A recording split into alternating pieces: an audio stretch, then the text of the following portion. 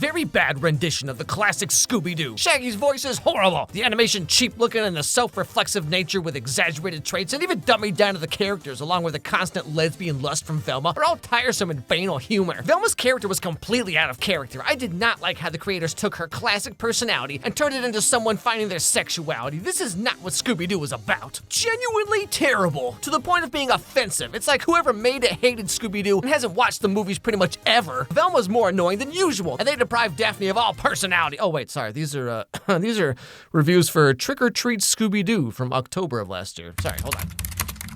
Okay, here we go. No, this is not Scooby-Doo. Fred isn't Fred, Velma isn't Velma, Daphne is not Daphne. It feel like every other cartoon, straight down to the animation that makes Hanna-Barbera look like Michelangelo. Crimes against humanity. I just have one question. Why? First of all, we have the art style and animation, which is a complete ripoff of Family Guy. And secondly, we have the characters. The characters are so annoying, especially Daphne. I mean, how could someone like this version of Daphne? She acts so childish. Velma is the worst. Mystery Inc. gave Velma a character development and flaws, which are essential to every character, and made her hot. This dude's just laying out his entire Google search history right here. Velma always used to make me tingle in my jingle. Oh, sorry, wait, hold on, I'm sorry, but these are reviews for Be Cool Scooby-Doo from 2015. Whoops, my bad. Okay, let's see. Velma 2023. Oh dear. So as literally everyone in the entire world knows by now, there's a new Scooby-Doo adjacent show that came out on HBO Max called Velma, because it's about Velma. I know, shocking, right? And for some reason, the entire internet has decided that it suddenly just really gosh darn cares about the holy sanctity of Scooby-Doo. Like, did you all even know that there's a new Scooby-Doo something that comes out every year? Of course you all knew that, because apparently Scooby-Doo is just such an integral part of all of everyone's childhoods and their entire personalities, I guess. Which is why all these shows and movies have like 3 reviews. But I mean, come on, okay? We all know that caring about stuff was for losers, right? That's why I made like 30 videos about Riverdale, just to prove how much I totally don't care about it. But okay, so the internet has just completely exploded over the last week or so when the first 2 episodes of Velma dropped. Now, I was gonna make a video about Velma back then, but after seeing everyone's extreme reaction, I wanted to wait until there was a couple more episodes out because, like, can anyone really judge an entire show based on just the first 1 or 2 episodes? Like, come on, that's just ridiculous. Who would ever do such a thing? But yeah, so I wanted to just wait for a couple more episodes to come out before I pass judgment and answer the important question of, is Velma good, actually? No. Goodness, no.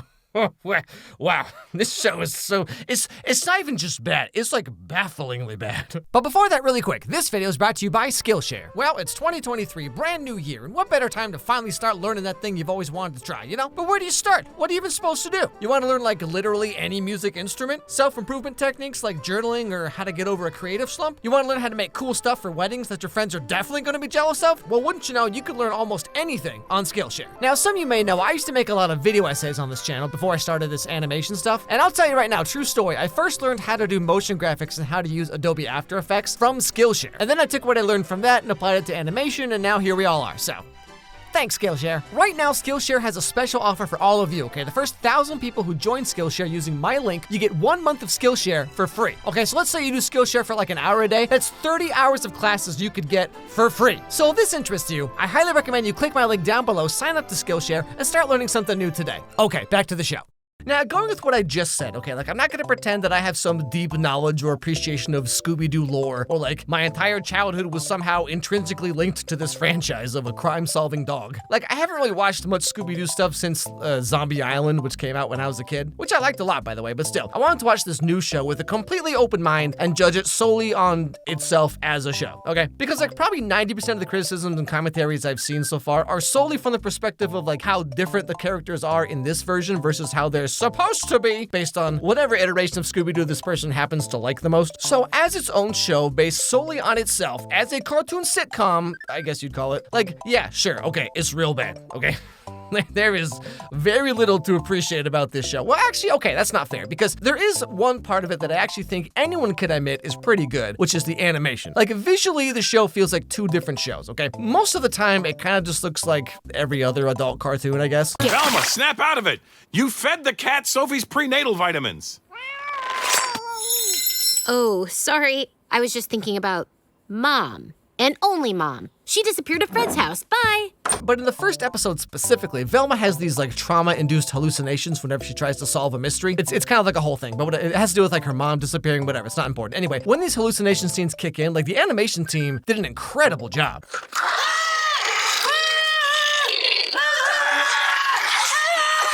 someone trying to solve a mystery?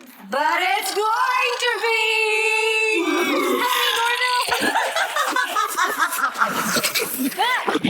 Velma! Like there's this really short part right here where Velma comes up through the ectoplasm or whatever this is and grabs her phone, and like look at how smooth and good this looks, you know what I mean? Or the poltergeist thing like crawling into her skin, like man, I tell you, this is some clever, well done animation right here. So many people I've seen talking about this show, even like the self-purported like animation fans, that bring up this line from the second episode. Well, All our classmates are idiots or sheep, so let's assume they're high. man, if I ever even think about getting into 420 culture, or especially 420 related humor, kill me. You know what 420 is, right?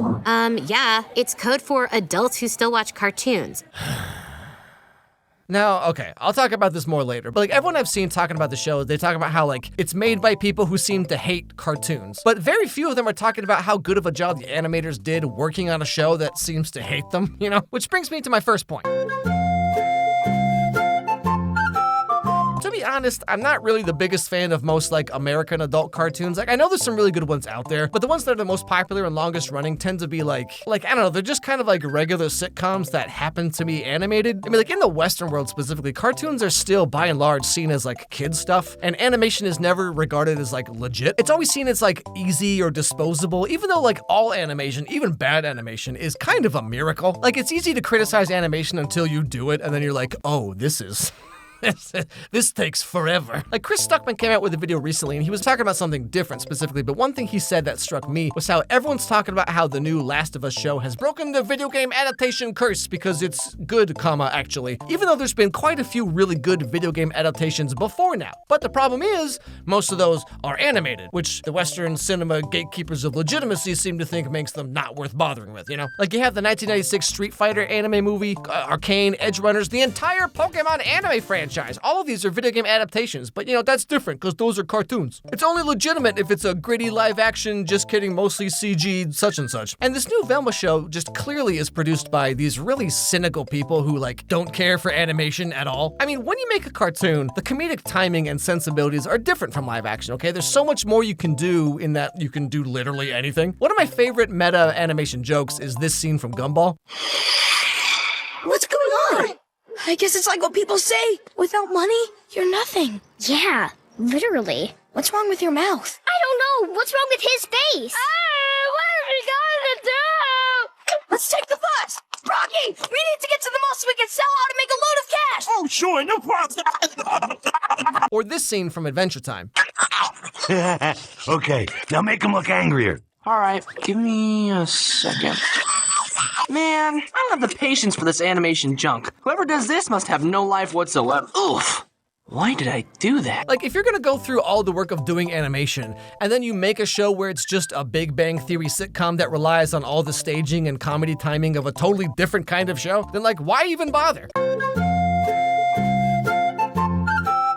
So after watching the first 4 episodes, it's becoming more and more clear that Velma's character arc is her just becoming less terrible, I guess. Her whole shtick is that she's some kind of Daria ripoff where like everyone else is so stupid and all she does is just make these really bizarre quips about everything. Velma, that's not fair. I'm not just a waitress, I'm also... A basic bitch who doesn't even know how to use hashtags? Fred's a rich white guy with a tiny dong. Exactly. I spit truth without a filter. Like every comedian before #MeToo. Look.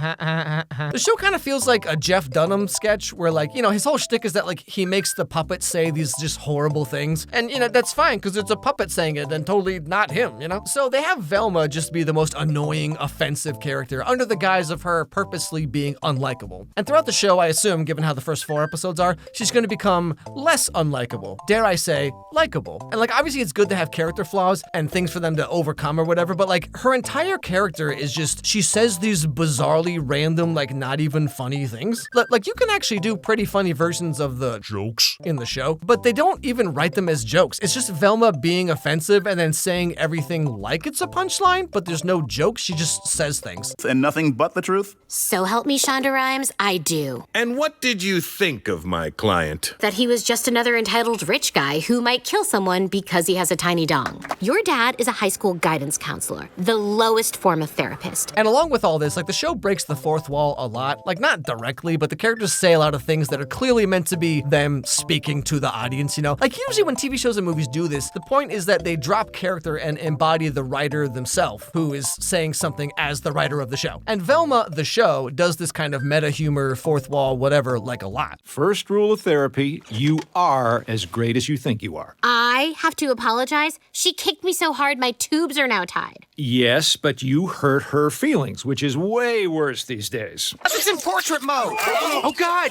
he looks like Hitler. And not just because we compare everyone to Hitler these days. Hilarious. Like, the very first thing in the entire show is a group of girls in the school shower talking about how the first episode of every show these days has tons of nudity and things like that. Now, I'm gonna show part of this scene here, but I gotta zoom in real close so I can put this on YouTube, okay? So just bear with me. Have you ever noticed how pilot episodes of TV shows always have more gratuitous sex and nudity than the rest of the series? The only hook a good show ever needs is good storytelling. Then why was your favorite part of the Riverdale pilot when Betty and Veronica kissed? See, now if this was a show, it'd be super hot if you two kissed. Now, this idea itself could be pretty funny as like a quick side joke or something like that, but they really hammer this into the ground real fast. Like, the scene goes on for so long and they just say the same joke 5 times. And really, this is kind of just how like the whole show is. So like, the character of Velma specifically is supposed to be unlikable, but she says all the same things when she breaks the fourth wall also. So it really just seems like the writers of the show just want to say these things regardless of context or whether it's even funny. I mean, like, I think meta humor can be very funny if it's done right, but the show just solely relies on making fun of hashtags and what if the show was a different show and micro penises and like, it's not even funny, they just say things. Actually, now that I think about it, everyone in the show is incredibly unlikable. Like, I mean purposely, proactively, like the most unwatchable cast of characters. Like, Fred is just this literal man baby. I just hope people can actually think I'm a little kid.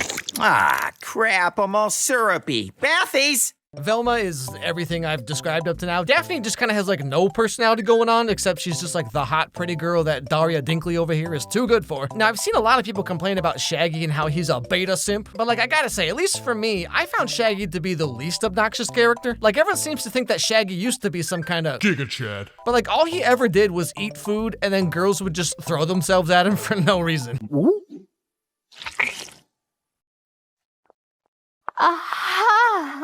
Hi, Shaggy. Like, if I didn't know better, I'd swear that somebody's right behind me. But he's the Beauregard. I don't care. I think he's just darling. I mean, every movie was like, hey, check out my cool Adam's apple. Well, shoot, just what I've been looking for. Now, you can have very flawed characters still be fun to watch. Like, I think South Park is a good example of this. But the show really doesn't want you to like anyone in it. Thank God you're here. Brenda's. Into me. Nah, I know. I'm caliente, as this one's people would say. Thank you for helping me find who threw that geode. And for explaining geodes in terms I can understand. The hot girls of rocks. Great. Now even just being myself won't work. Rom-coms can kiss my ass. So as part of its meta humor extravaganza, in the first episode, Velma makes a semi-fourth wall breaking quip about the changing of the characters' ethnicities. And how do you feel about race-blind casting, Daphne? Well, as an Asian woman, I think it's cool. In that now Velma is Indian, Shaggy is black, Daphne is Asian, and Fred is Fred. Now, I don't think this at its core is a bad choice or whatever, because the ethnicities of the characters has never really had much to do with anything of the show itself, you know what I mean? It was more just a product of the fact that it was made in the 60s. So the colorblind casting of the show itself is fine, except that it's not colorblind at all, because like every other joke in the show is about someone's ethnicity. I'm caliente, as this one's people would say. Fred's a rich white guy with a tiny dong. Why frame me? Yeah, exactly. Why would I do that? Before you just started talking, I thought you were our housekeeper. So like, you can't go and say your show was colorblind and then mention everyone's colors like every 4 seconds, you know? Also, these aren't even jokes, okay? Velma's just saying rude things. Okay, like real talk, like I'm not some highbrow, sophisticated savant of comedy, okay? You know, I like a good fart joke like everybody else. But this show is just on par with like late season Family Guy. We have found a pattern. Interesting. Each of the victims is hot. Are you telling us life is now even harder for beautiful girls? Gigi and her friends already spend half their days responding to compliments. Thank you, Dad. That's so nice.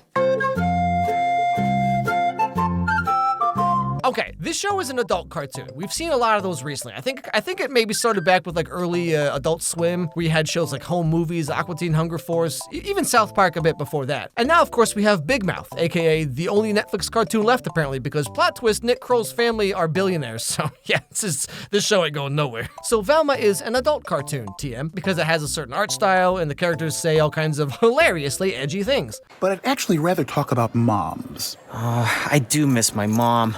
Prison is cool, but nobody watches me pee quite like Mother. But then at the same time, the show's humor level is like middle school, and the characters themselves are supposed to be like 15 or whatever. But the thing is, we kind of rely on Daphne to tell us what to do. She's like our queen bee, and you're like a King Kong.